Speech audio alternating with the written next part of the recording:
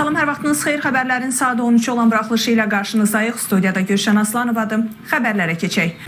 Gürcüstanın NATO ilə əməkdaşlıq müzakirələri Cənubi Qafqazda yeni siyasi suallar doğurur. Bu mənada Tbilisinin atdığı addımlar bugün yalnız ölkə daxilində deyil, beynəlxalq arenada da diqqətlə izlənilir. Hesab olunur ki, qarşıdakı mərhələdə NATO-Gürcüstan münasibətlərinin hansı məcrada inkişaf edəcəyi regionun gələcək təhlükəsizlik arxitekturasını müəyyən edə bilər.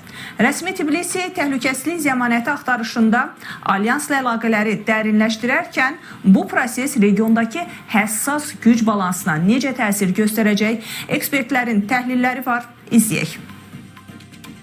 Gürcüstanın NATO ilə əməkdaşlığı yenidən gündəmdədir. Rəsmi Tbilisinin alyansla münasibətləri genişləndirmək istiqamətində atdığı addımlar müzakirə yaradıb. Gürcüstanın NATOdakı nümayəndəsi Irakli Beraya alyansın baş katibi Mark Rutte ilə görüşüb. Görüş zamanı NATO-Gürcüstan əməkdaşlığı və regional təhlükəsizlik məsələləri müzakirə olunub. Eyni zamanda Irakli Beraya NATO baş katibinə etimadnaməsini təqdim edib. Ekspertlər hesab edirlər ki, Gürcüstan NATO-ya inteqrasiyasını təhlükəsizlik baxımından strateji təminat kimi görür.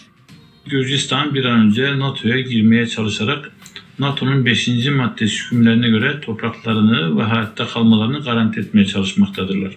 Ancak NATO çatışmalı ve komşularıyla sorunları olan ülkeleri üye olarak alma konusunda yasal bir sıkıntı yaşamaktadır.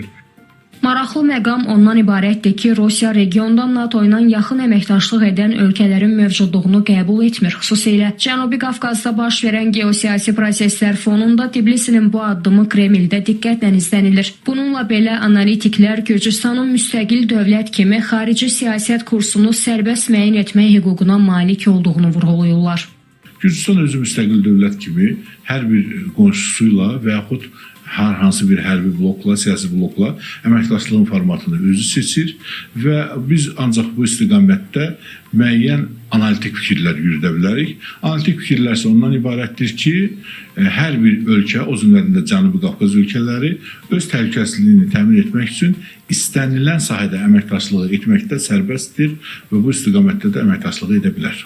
Gürcüstanın NATO ilə yaxınlaşma cəhdləri regionda mövcud olan mürəkkəb geosiyasi balans fonunda davam edir. Rəsmi Tbilisi təhlükəsizliyini gücləndirmək üçün alyansla əməkdaşlığı strateji prioritet kimi görsə də bu prosesin regional risklər yarada biləcəyi də istisna olunmur. Ekspertlərin fikrincə, qarşıdakı dövrdə Gürcüstan-NATO münasibətlərinin inkişaf tempi regionda təhlükəsizlik mühitinin necə formalaşacağından birbaşa asılı olacaq.